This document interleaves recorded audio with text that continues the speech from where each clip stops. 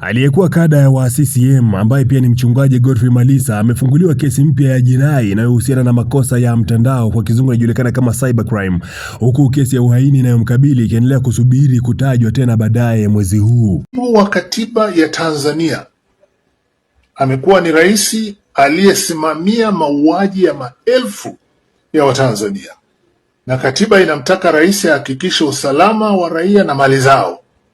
Hilo ameshindwa kulifanya na limemdisqualify.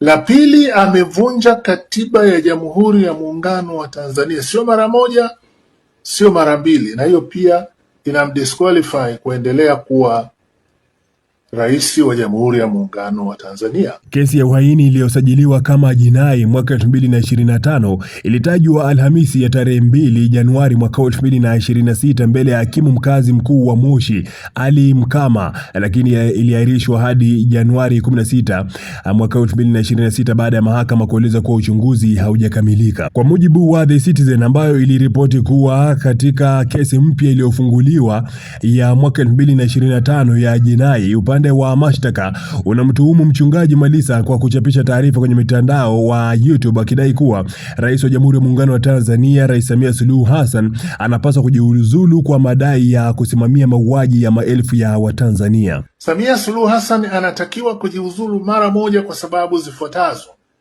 Ya kwanza, ameshindwa kusimamia shughuli za serikali kwa mujibu wa katiba ya Tanzania. Amekuwa ni rais aliyesimamia mauaji ya maelfu ya Watanzania. Kesi hiyo ya makosa ya mtandao itatajwa pia Januari 16 mwaka 2026 mbele ya hakimu Mkama, na inasikilizwa chini ya kifungu cha 16 cha sheria ya makosa ya mtandao ya mwaka 2015 kama ilivyorekebishwa mwaka 2023. Kwa mujibu wa hati ya mashtaka, upande wa mashtaka unadai kuwa Novemba 15 mwaka uliopita 2025, katika eneo la Miembeni, wilaya ya Moshi, mchungaji Malisa alichapisha kauli hizo kupitia akaunti ya YouTube iitwayo Godfrey Malisa. Hati hiyo inanukuu kauli iliyodaiwa kutoa kuwa Samia Suluhu Hassan anapaswa kujiuzulu mara moja kwa sababu amekuwa rais aliyesimamia mauaji ya maelfu ya Watanzania, nimenukuu. Katika shtaka la pili ndani ya kesi hiyo, mchungaji Malisa anakabiliwa na shtaka la uchochezi kinyume na kifungu cha 35 cha kanuni ya adhabu sura ya 16 kama ilivyorekebishwa mwaka 2023. Mashtaka yadai kuwa Novemba 15 mwaka 2025, pia katika eneo la Miembeni, Moshi, alichochea wananchi kushiriki katika mkusanyiko haramu, jambo lililodaiwa kuwa kosa la jinai. Mbali na kesi ya mtandao, mchungaji Malisa pia anakabiliwa na kesi ya uhaini chini ya kifungu cha 39 cha kanuni ya adhabu kama ilivyorekebishwa mwaka 2023.